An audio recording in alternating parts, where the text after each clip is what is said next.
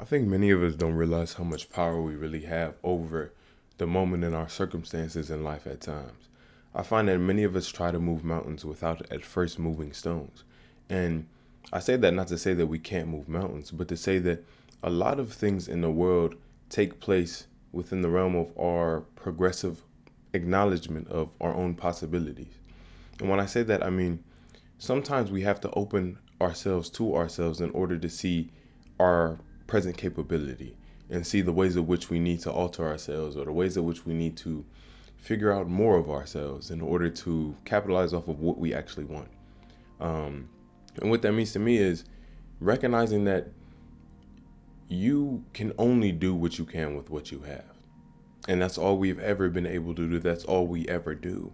And it's important to sort of not necessarily live in your lack so much that you think you can't do the big things in your life, but to start from your present perspective and begin to do it now. Even when you move a stone, you're still moving part of the mountain. Even when you move a pebble, you're still moving part of the stone. And it's about acknowledging each as if you're doing the main goal. Not because you want to embrace some sort of delusion, but because if we wait till we move the entire mountain to give ourselves affirmation, then as soon as it's gone, we've only given ourselves affirmation for about a second. Then we only give our affirmations as soon as we achieve something and not much more after. I think we all recognize times in which where we have achieved something and we feel like we're going to be happy for a long time, or we feel like it's going to be some type of lasting impression on who we are, a lasting impression over our entire life. We think it's going to change everything. And I think certain events like that do have the potential to change everything. But I think it only changes everything if we are already changed. And when I say we are already changed, I mean when we already give ourselves the affirmation necessary, give ourselves the validity, the care, the celebration, the applause necessary in order to give ourselves that consistently. And I find the easiest way to do that is to actually vest it within pretty much everything that you do. I think that life is a constant cycle of accumulation. And I think, yeah, I'll talk about it. The law of accumulation, that each and every one of our successive actions leads to now. Everything that we've ever done in the past has led to what we are now, good or bad. And that doesn't necessarily mean in a karmic sense, but at least in the sense of our identity is being made up of the thoughts and the impressions that we've given ourselves via our own actions at times. And I think if we learn that we are very much within our actions, and it's about learning to invest yourself through them. And what investing yourself through your actions means to me is being present. Being present enough to actually affirm yourself for the things that you're doing that actually benefits you. And in that way, we sort of give ourselves the applause, the affirmation, the thing necessary, the happiness almost to continue to move forward with whatever that is, because we've given ourselves a piece of it already. Because we've decided that it's not dependent on the outcome, it's dependent on us taking each successive step on the path. And I think we have to affirm ourselves at each step, because that's the most important thing. When you reach your outcome, when you reach your goal, you're taking a step still. And if we don't acknowledge all the steps we took to get to that goal, it's not really going to feel like much. Or at the very least, it's going to feel like everything led to just one thing. And our entire lives are lived always in the present moment. And I don't think there really is a time where we should deprive ourselves of affirmation, should deprive ourselves of some type of appreciation for who we are, appreciation for the space we take up. And when I say appreciation for what we are, for who we are, and love for who we are, I don't mean in the sense of how we look. I don't mean in the sense of what we have either. I mean purely loving the awareness that occupies both of those things. And in that way, we can sort of decide for ourselves to love ourselves, both our expression, how we look, and what we do, so long as we actually vest love within it. And I find that when we actually learn to appreciate ourselves and move in a sense of our own self-love, then our actions, in a way, naturally, at least in my experience, become more positive. They become more akin to the love that we give to ourselves. I think that a lot of us interact with the world in proportion to how we interact with ourselves. If our mental ongoing conversation, if our mental thoughts are constantly negative and constantly self-deprecating, constantly judging ourselves and analyzing ourselves, not for our benefit, but for our detriment, then I think a lot of us realize that when we express ourselves to the world, or when we find ourselves reacting to the world, we typically do so in a judgmental and detrimental way. Not because we want to, but because we have to. Because that's the only way we know how to express ourselves. And if we're not present enough to do it, then it's going to do us in a way. I think what we run from has already caught us. And it's not what contains us, but what we contain within ourselves that truly binds us. Because it's always what we contain within ourselves that truly governs and guides our actions. And I think it's important to recognize that what's inside is you still. I think a lot of us have a bad habit of separating conscious and unconscious, the inner world, outer world, external and internal, when they're really just one thing. It's just one is visible and one is not. But they both inform each other. They both have impacts on each other. We can recognize that if something negative happens in the outside world, we can have the potential to become negative with it. We can recognize that when we become positive in ourselves, then it doesn't really matter how things look on an external sense to a good extent. And we can experience that positivity, and it can become positive regardless of whatever expectation we may have. I find that sometimes expectations need to be lowered so they can be seen. I think sometimes we have so many frameworks and guideposts and things that we need to do, and so many binding conditions to our own appreciation and our own self-love, to the point where we are sort of stuck in a battle with ourselves without recognizing that there is no battle at all. I think the greatest battle is thinking there is one. Because a lot of things that occur in thought don't actually exist. I was writing about this yesterday, that really we're really just labeling everything. And we're deciding that this label means that I should feel this way because of this label. If I respect this person and they call me this, I should believe them. Not in essence of us actually wanting to, but us thinking we have to because of the feeling we have about the label or title or whatever accolade someone else may have or event. And I think it's important to not necessarily judge ourselves off of that sort of utility. And I don't mean that to say that we shouldn't do anything. I think that we should do anything. I think that we should do everything, whatever we desire most inertly. But I think until we give ourselves the actual space, until we give ourselves actual presence, we'll find that we won't find anything. I think a lot of things that we want to have are lost in our effort to find. I think a lot of the things we reach for are only out of reach because we don't retract our hands and recognize that we already have a lot of the things that we desire. What do we desire from an outcome if not a feeling? A feeling about ourselves, a validation about ourselves, a care about ourselves, or another reason to cheer for yourself, another reason to occupy your space with a smile. And if you can recognize that you can occupy your space with a smile without doing anything, then you recognize you don't have to base yourself off of external events. And I think once I realized this, a lot of things became subtly easier. Not to say that I'm not at all bound by any external things. I'm still very much human.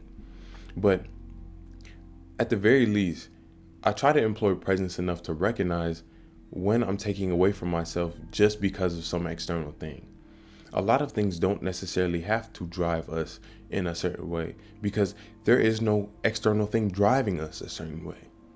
The thing is only as it is, and it's our reaction that's driving us. It's us that's always pushing us. And if we can recognize that it's always us, then we also recognize that we have the power to do some pulling. We have the power to sort of open ourselves up to the positivity that exists both within ourselves and within the world around us. And I think that's what the true essence of self-love is recognizing your present potential to give yourself what you actually desire and need most innately. And I think that takes us being present enough to actually know what we want and need. And I don't mean that to say we have to know exactly everything about ourselves, but to say many times when we have any type of negative feeling about the world or circumstance, event, people, person, especially when it's not overtly heinous and malicious and immoral. Typically has more to do with our own internal struggles and conversations than it does to do with that actual person. Not to say we shouldn't value our relationships with others, but to say we should not be valued by our relationships with others in a way. Not to say that we shouldn't act in a good way, not to say we shouldn't be moral, not to say any of that. But I think all of that always comes from a present standpoint. It always comes from you being able to recognize your own actions and how you either take or give to your current situations in a positive or negative way. And I think that's all. And in practicing the sort of law of accumulation, I've realized that it's not really about being overly disciplined. Because you can be overly disciplined and not really receive anything but, I don't know, maybe more fitness, maybe more pride in your ability to just overcome, I don't know, whatever. I don't mean that to say discipline is bad. I practice discipline myself, but I think there's a certain aspect of discipline that allows it to be. And then it stops sort of being discipline and then instead starts being a way of being. And I think that's only when we give ourselves love. I think that's only when we give ourselves audience. I think that's only when our discipline isn't really about how it looks, but about how that certain something makes us feel, or how we allow ourselves to be expressed to ourselves through that action. I went on a run this morning and I was like, I really shouldn't be thinking about anything. And I don't know. I think sometimes we bind ourselves with our own thoughts. Like, instead of thinking about how we may actually achieve something, we think about maybe a present feeling that's taking away from that. Like, while we're trying to go achieve something, instead of focusing on the feeling that would actually bring us towards its achievement, we focus on the doubt that would keep us stagnant. And I think we do that because what we experience now, what is present now, what we are captured by now, doubt included, is known.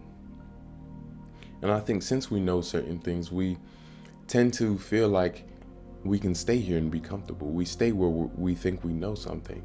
And one thing I've recognized is even if you are within the present, even if you are within this quote unquote known, there are still so many unknowns. There are still so many things left to explore in both ourselves and the world around us. And I think sometimes when we navigate the world thinking that we know things, we actually take away our ability to learn. Because I think we don't learn in effort, but in willingness to listen. I think if we're constantly occupying ourselves with questions, then we never can listen to the answer already present. And I think the answer already present is, of course, going to differ from person to person.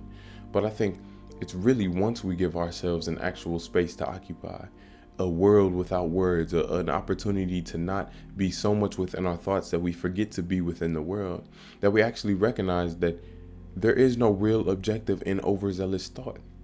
I think our minds should really be used as a tool for our own benefit. And I think in a lot of ways, we've been taught to use our minds in a self-deprecating way to keep us stagnant, to keep us stuck in the same mentalities, the same cycles, so we don't actually break them. And there is no real thing in breaking a cycle. I think the only way to be outside of a cycle, the only way to break a cycle is to be outside of it. It's to no longer conform to that way of being, that way of thinking. And I think that's not always an easy thing. But in essence of the law of accumulation, it takes place as soon as you allow it to, in a way. It's always about your present inputs into the moment. And that's why I've said in previous videos, it's always about how you feel now. Because how you feel now is always going to govern your actions. It's always going to govern your mentality. It's always going to govern whatever it is that you experience. And if we allow ourselves to maybe feel bad for our entire day and then choose to feel happy, or choose to allow something to make us happy for a second, we might be inclined to look back on the past and allow that past to come into present and allow that negativity we experienced priorly to seep into the moment. And that's why I think sometimes we get it misconstrued with time and accumulation. We think it has to do with time rather than present input, when it really is only about present input. I don't think we really should worry about what we could or should have. There's only things that we have done, and we must accept them if we plan and intend on moving forward.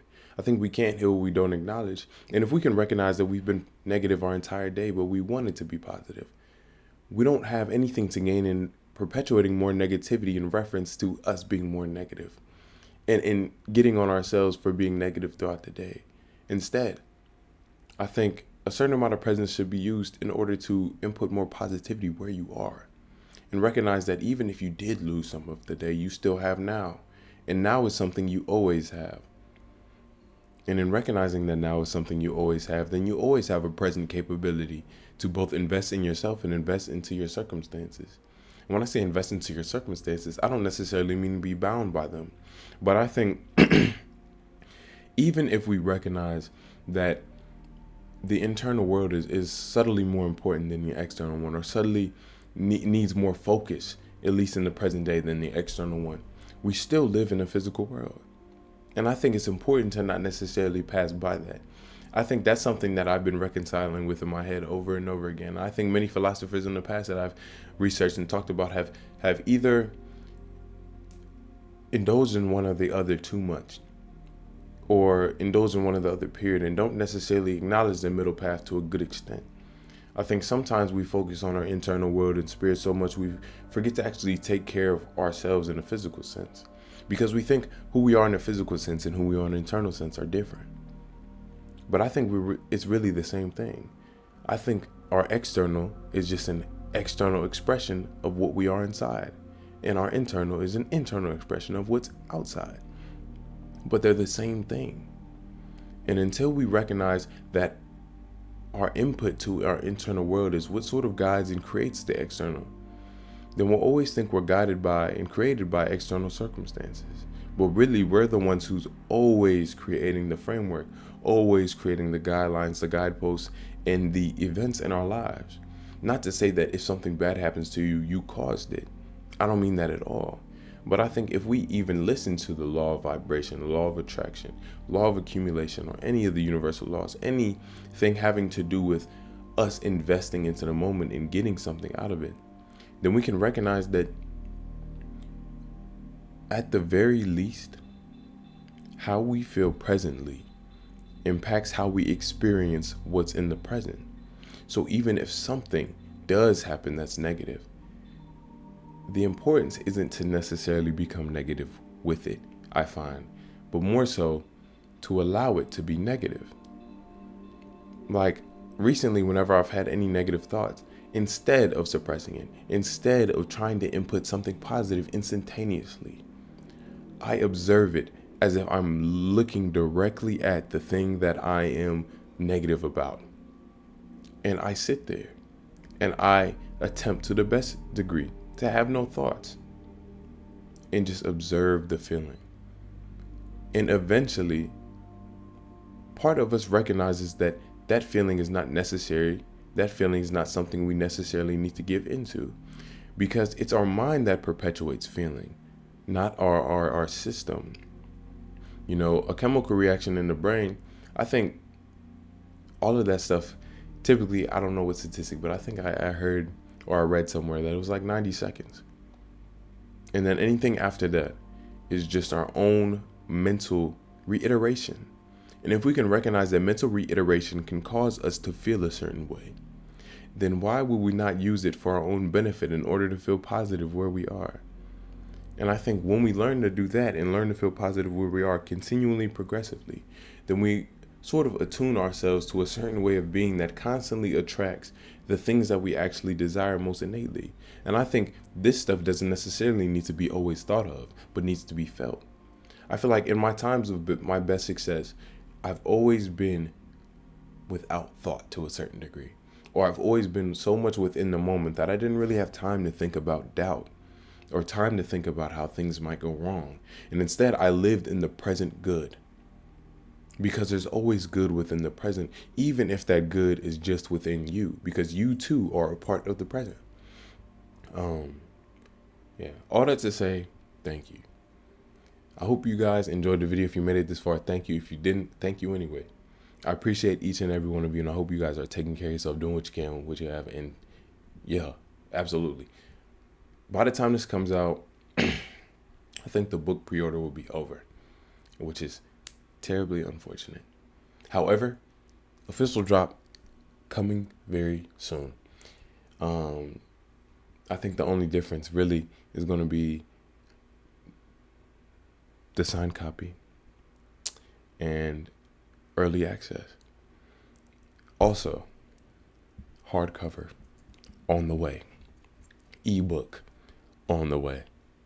Keep being great. And before I go, there's always one more thing that I always forget